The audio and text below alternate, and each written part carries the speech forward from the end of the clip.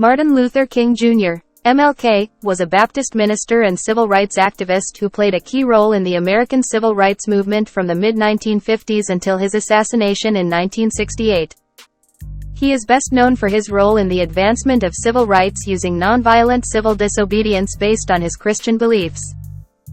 He was the driving force behind the landmark Civil Rights Act of 1964 and the Voting Rights Act of 1965, which ended legal segregation in the United States. He was awarded the Nobel Peace Prize in 1964 for his work to end racial segregation and discrimination through nonviolence. He was assassinated on April 4, 1968, in Memphis, Tennessee. He is widely considered one of the most important figures in American history, and his legacy continues to inspire people around the world to fight for justice and equality. Yes, Martin Luther King Jr. was involved in the Poor People's Campaign, also known as the Poor People's March on Washington. The campaign was an effort to address poverty and economic injustice in the United States. King and the Southern Christian Leadership Conference, SCLC, began planning the campaign in 1967, with the goal of bringing attention to the issue of poverty and to pressure the government to take action to address it. King and the SCLC organized the March to Washington, D.C., which was planned to take place in the spring of 1968. King was assassinated on April 4, 1968, before the march could take place. However, after his death, the SCLC and other civil rights leaders continued with the campaign, and the Poor People's March on Washington took place from May 12 to June 23, 1968. The campaign did not achieve its immediate goals, but it did bring attention to the issue of poverty in America and helped to inspire later efforts to address economic injustice. The Southern Christian Leadership Conference, SCLC, was an organization that Martin Luther King Jr. was heavily involved with during the civil rights movement. He served as the organization's first president. Some notable members of SCLC's council during King's tenure as president include 1. Ralph Abernathy, who served as King's closest advisor and friend, and succeeded him as president of the SCLC after King's assassination. 2. Fred Shuttleworth, a Birmingham, Alabama minister and civil rights activist who worked closely with King and the SCLC in the Birmingham campaign. 3. Wyatt T. Walker, who served as the SCLC's first executive director and was one of King's closest advisors. 4. Bayard Rustin, a civil rights leader and advisor to King, who was instrumental in the organization and planning of the March on Washington for Jobs and Freedom in 1963. 5. Joseph Lowery, who succeeded Abernathy as president of SCLC after his death, and was a prominent leader in the civil rights movement in Alabama. These are just a few of the many individuals who were involved with the SCLC during King's time as president. Many of them worked closely with King on various campaigns and initiatives throughout the civil rights movement. Jesse Jackson was a civil rights activist and Baptist minister who was heavily involved in the civil rights movement in the 1960s and 1970s. He was a close associate and confidant of Martin Luther King Jr., and worked as a leader within the Southern Christian Leadership Conference, SCLC, during the civil rights movement. In the early years of his activism, Jackson worked alongside King as a field organizer and director of the SCLC's Operation Breadbasket program, which sought to improve economic opportunities for African Americans. He also took part in many of the civil rights movement's most significant events and campaigns, including the March on Washington for Jobs and Freedom in 1963 and the Selma to Montgomery marches in 1965. After King's assassination in 1968, Jackson continued his work as a civil rights leader and organizer. He played a key role in the Poor People's Campaign, which sought to address poverty and economic injustice in the United States. He later went on to found the Rainbow Push Coalition, a civil rights organization that focuses on issues of economic and social justice. In 1984 and 1988, he ran for the Democratic Party's presidential nomination and became the first African American to win a number of states' primary contests. Jesse Jackson was involved in several organizations throughout his career as a civil rights activist and leader. Some of the most notable organizations include 1. The Southern Christian Leadership Conference, SCLC. Jackson worked as a field organizer and director of the SCLC's Operation Breadbasket program under the leadership of Martin Luther King Jr. He was a close associate and confidant of King, and took part in many of the civil rights movement's most significant events and campaigns. 2. Operation Push, People United to Serve Humanity. In 1971, after leaving SCLC, Jackson founded Operation Push as a Chicago-based civil rights organization focused on economic empowerment for African Americans. The organization later became known as Rainbow Push. 3. The National Rainbow Coalition. In 1984, Jackson founded the National Rainbow Coalition, a civil rights organization that focuses on issues of economic and social justice. The organization later merged with Operation Push to form the Rainbow Push Coalition. 4. The Citizenship Education Fund. In 1988, Jackson founded the Citizenship Education Fund, a nonprofit organization that works to promote civic engagement and voter education, particularly among underrepresented groups. 5. The Rainbow Push Coalition. In 1996, Operation Push and the National Rainbow Coalition merged to form the Rainbow Push Coalition, an organization that focuses on issues of economic and social justice and continues to be led by Jackson. These are some of the most notable organizations that Jackson was involved with. Throughout his career, he also participated in various campaigns and initiatives aimed at promoting civil rights and social justice for marginalized communities. Operation Push, which stands for People United to Serve Humanity, was a civil rights organization founded by Jesse Jackson in 1971. The organization was based in Chicago and focused on economic empowerment for African Americans. Operation Push aimed to improve the economic status of African Americans by increasing their access to jobs, education, and business opportunities. The organization worked to achieve this goal through a variety of means, including 1. Boycotts and protests of companies and businesses that were seen as discriminatory or exploitative towards African Americans. 2. Job training programs and other initiatives aimed at increasing the skills and qualifications of African American workers. 3. Efforts to increase the number of African American-owned businesses, through programs such as business development training and access to capital. 4. Advocacy and lobbying for policies and legislation that would benefit the African American community, such as affirmative action and anti-discrimination laws. Operation Push also served as a platform for Jackson and other leaders to speak on issues of civil rights and social justice. The organization's efforts and campaigns helped to bring attention to the issue of economic inequality and discrimination faced by African American communities and helped to empower and uplift these communities through economic opportunities and access to resources. Explain how the Memphis rally went down with the garbage workers. The Memphis Sanitation Workers' Strike of 1968 was a labor strike organized by the American Federation of State, County, and Municipal Employees, AFSCME, Local 1733, which represented the mostly African American sanitation workers. The strike began on February 12, 1968, after the deaths of 2 workers who were crushed by a malfunctioning garbage truck. The workers were protesting for better working conditions, higher wages, and recognition of their union. During the strike, the workers walked off the job and held marches and rallies to draw attention to their cause. They were met with resistance from the city government, which refused to negotiate with the union and instead sought to break the strike by hiring strikebreakers. The police also used violence against the striking workers, including the use of tear gas and dogs to disperse crowds. Martin Luther King Jr., who was in the midst of planning the Poor People's Campaign, became involved in the strike and went to Memphis to support the workers. He gave a famous speech, known as the "I've Been to the Mountaintop" speech, on April 3, 1968, in which he spoke about the plight of the sanitation workers and the importance of their struggle for economic and social justice. The next day, April 4, 1968, he was assassinated at the Lorraine Motel in Memphis. The strike continued for several more weeks after King's assassination, and it eventually led to a settlement in which the city recognized the union and agreed to raise the workers' wages and improve their working conditions. The strike brought attention to the issues of poverty and economic injustice faced by African American workers and served as a catalyst for the Poor People's Campaign, which King had been planning before his death. The Memphis Sanitation Workers' Strike of 1968 was a labor strike organized by the American Federation of State, County, and Municipal Employees, AFSCME, Local 1733, which represented the mostly African American sanitation workers. The strike was sparked by a number of issues, including 1. Dangerous working conditions. The strike began on February 12, 1968, after the deaths of 2 workers who were crushed by a malfunctioning garbage truck.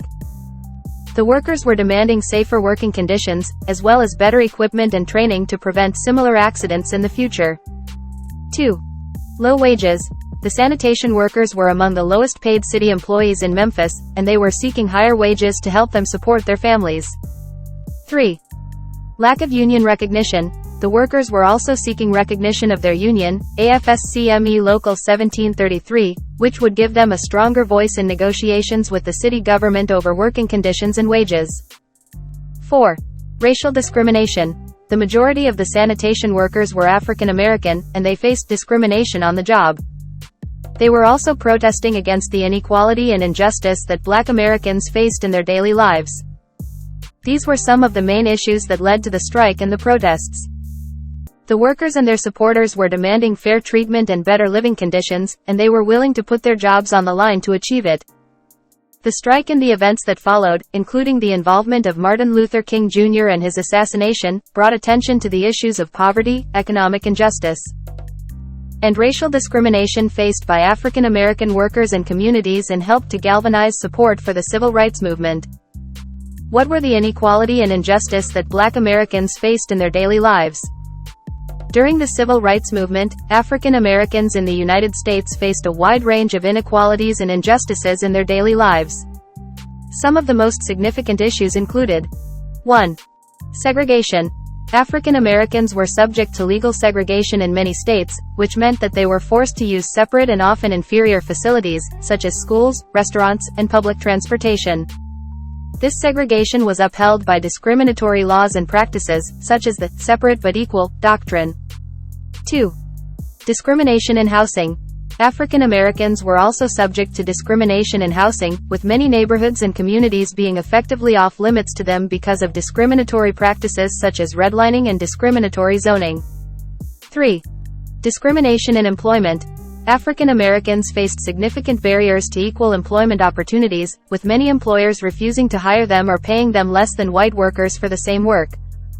They were also subject to discrimination in promotions and job assignments. 4. Police brutality. African Americans were often subject to police brutality, which was used to enforce segregation and maintain social control. This included the use of excessive force and violence, as well as arbitrary arrest and imprisonment. 5. Economic inequality. African Americans were disproportionately poor, with higher poverty rates and lower median incomes than white Americans. This was due to a combination of factors, including discrimination in employment, education, and housing. These were some of the main issues that African Americans faced in their daily lives during the civil rights movement, and they were what the civil rights movement aimed to address. By protesting and lobbying for laws, policies, and practices that would end discrimination and promote equality and justice for all. Martin Luther King Jr. was raised in a family of preachers because his father and grandfather were both Baptist ministers. His father, Martin Luther King Sr., was a prominent minister and civil rights leader in Atlanta, Georgia. His grandfather, A.D. Williams, was also a Baptist minister and a leader in the African American community in Atlanta. Being raised in a family of preachers likely had a significant influence on Martin Luther King Jr.'s life and career. He was exposed to the ideas and values of the Baptist Church from a young age and developed a strong sense of social justice and commitment to the civil rights movement. He also inherited his father's and grandfather's leadership skills and public speaking abilities. King's family background in the ministry also played a role in his decision to become a minister himself. He followed in his father and grandfather's footsteps and attended seminary, earning a degree in theology. He later became a Baptist minister and played a prominent role in the civil rights movement as a leader, speaker, and advocate for the rights of African Americans. In summary, Martin Luther King Jr. was raised in a family of preachers because his father and grandfather were both Baptist ministers. This background had an impact on his life and career as he inherited their leadership skills, public speaking abilities, and values, which led him to become a minister and a prominent leader in the civil rights movement. I apologize, but I do not have information on the specific date of death of Martin Luther King Jr.'s grandfather, A.D. Williams. However, it is known that he lived in Atlanta, Georgia and was a Baptist minister and a leader in the African American community during the early 20th century. He was the pastor of Ebenezer Baptist Church, where Martin Luther King Sr., and later Martin Luther King Jr., also served as pastors. He passed away before Martin Luther King Jr. was born, but his legacy and influence on King family was passed on through generations. I apologize, but I don't have specific information on the years A.D. Williams was preaching as a Baptist minister. However, it is known that he was a minister and a leader in the African American community in Atlanta, Georgia during the early 20th century. He was the pastor of Ebenezer Baptist Church, where his son Martin Luther King Sr. later served as pastor and his grandson Martin Luther King Jr. also served as co-pastor. His years of preaching would be before the birth of Martin Luther King Jr. in 1929. Martin Luther King Jr. and Malcolm X had a complex relationship.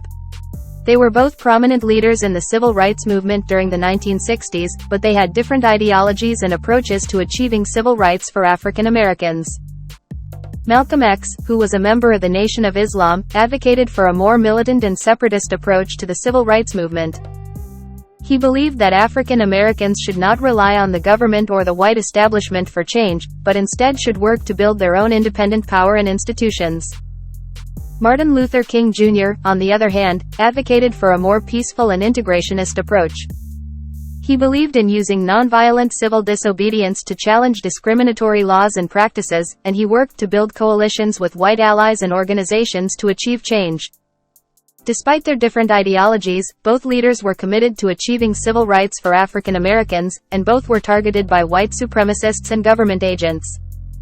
They were not close friends, but respected each other's work, and sometimes publicly expressed admiration for the other's work. They met only once, briefly in Washington, D.C., just before Malcolm X's assassination in 1965.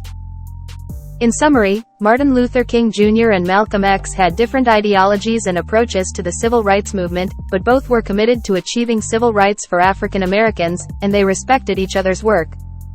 Despite their differences, white supremacists are individuals or groups who believe in the inherent superiority of the white race and advocate for the promotion of white interests and the exclusion or oppression of people of other races. They often promote racist, anti-immigrant, and anti-Semitic ideologies and may use violence or other forms of intimidation to achieve their goals. White supremacists are typically associated with far-right ideologies and organizations, such as neo-Nazism and the Ku Klux Klan. They often argue that white people are under attack from minorities and immigrants and that they need to take action to protect their race and culture. They also often argue that the government and society are being controlled by Jews and other minorities, and that white people need to take back control. White supremacist groups and ideologies have a long history of violence, discrimination, and human rights abuses. They have been responsible for many acts of terrorism, including bombings, shootings, and other forms of violence, both in the United States and around the world. They also promote hate speech and discrimination against minority groups, and have been responsible for many instances of hate crimes.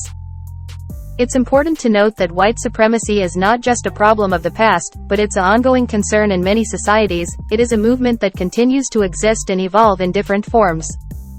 And it continues to pose a threat to the safety and well-being of people of color, as well as to the broader society, and the values of equality and justice. Martin Luther King Jr. and the Black Panthers, also known as the Black Panther Party for Self-Defense, had a complex relationship. The Black Panthers were a black nationalist and socialist organization that was active in the 1960s and 1970s, and they advocated for self-defense and the empowerment of the African American community. King and the Black Panthers had some similarities in their goals, such as fighting for civil rights and economic justice for African Americans, but they had different ideologies and approaches. King believed in using nonviolence and peaceful civil disobedience to achieve change, while the Black Panthers advocated for self-defense and sometimes used militant tactics. King and the Black Panthers also had some public disagreements over their strategies and tactics. King criticized the Black Panthers for their use of violence and called for an end to racial violence. While the Black Panthers criticized King for not being militant enough and for not doing enough to address the economic needs of the African American community. Despite these differences, King did express admiration for some aspects of the Black Panthers' goals and programs, such as their free breakfast program for children and their efforts to provide security and protection for their communities from police brutality. In summary, Martin Luther King Jr. and the Black Panthers had a complex relationship. They had some similarities in their goals, but they had different ideologies and approaches. And they had some public disagreements over their strategies and tactics. It's possible that Martin Luther King Jr. may have been losing some of his influence to the Black Panthers during the latter years of his life.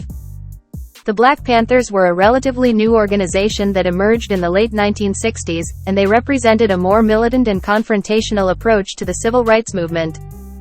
They appealed to some African Americans who felt that King's nonviolent approach was not achieving enough change quickly enough.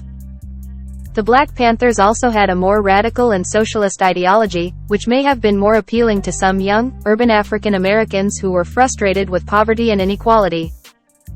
Additionally, the Black Panthers were more involved in addressing the immediate needs of their communities through programs such as free breakfast programs and community health clinics, which may have made them more popular among some African Americans.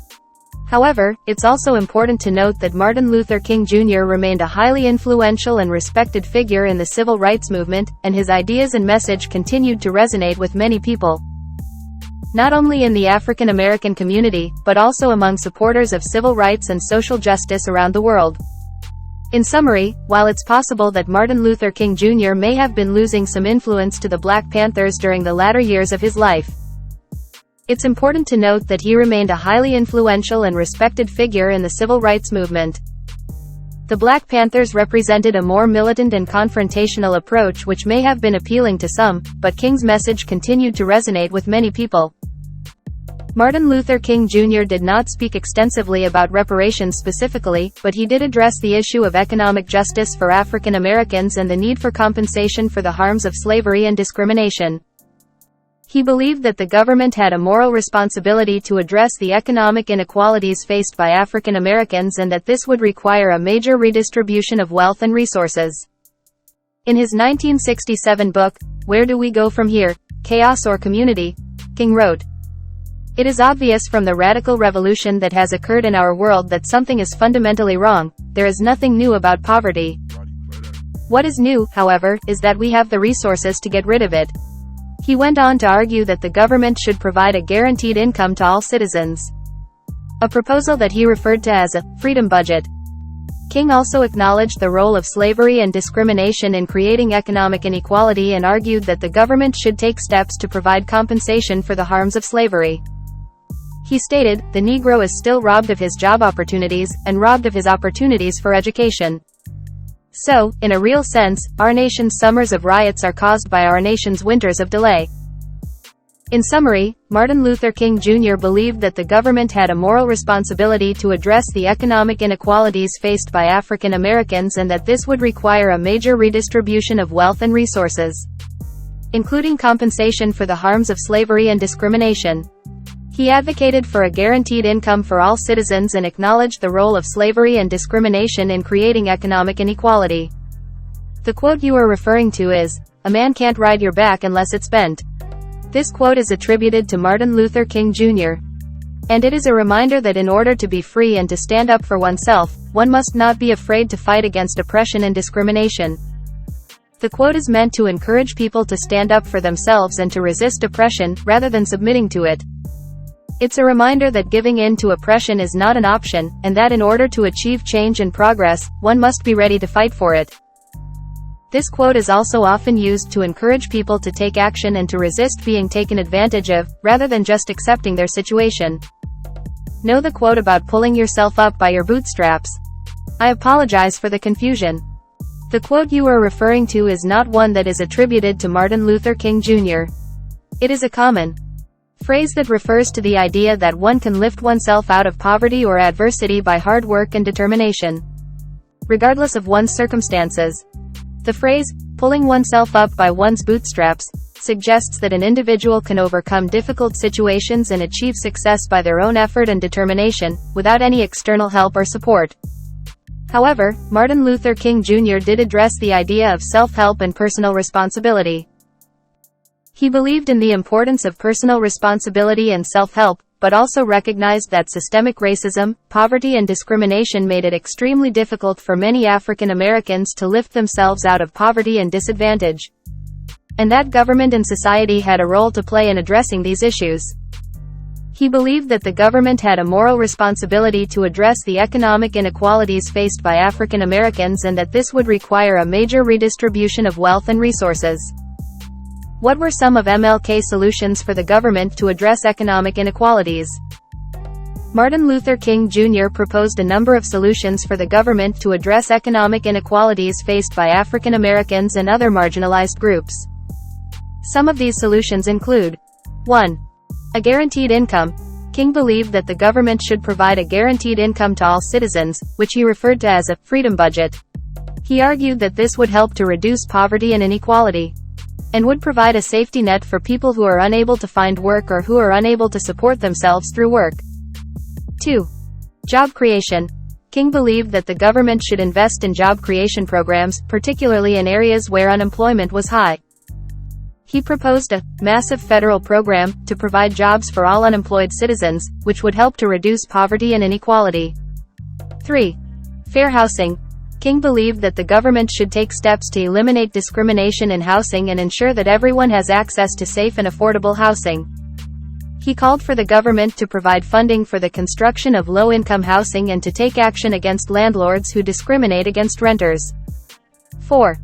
Education. King believed that education was a key to breaking the cycle of poverty, and he called for the government to invest in education programs, particularly for African American children. He also advocated for the government to provide funding for historically black colleges and universities. 5. Healthcare. King believed that access to healthcare is a basic human right, and he called for the government to provide universal healthcare for all citizens. In summary, Martin Luther King Jr. believed that the government had a moral responsibility to address the economic inequalities faced by African Americans and other marginalized groups. He proposed solutions such as a guaranteed income, job creation programs, fair housing, education and healthcare as ways to reduce poverty and inequality and provide a safety net for people who are unable to find work or who are unable to support themselves through work. These solutions are based on the idea of economic and social justice, and he believed that they were necessary to achieve a truly equal and just society.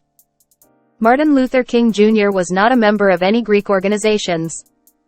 He was a Baptist minister and a civil rights leader, and he primarily focused on his work as a leader in the civil rights movement and as a minister.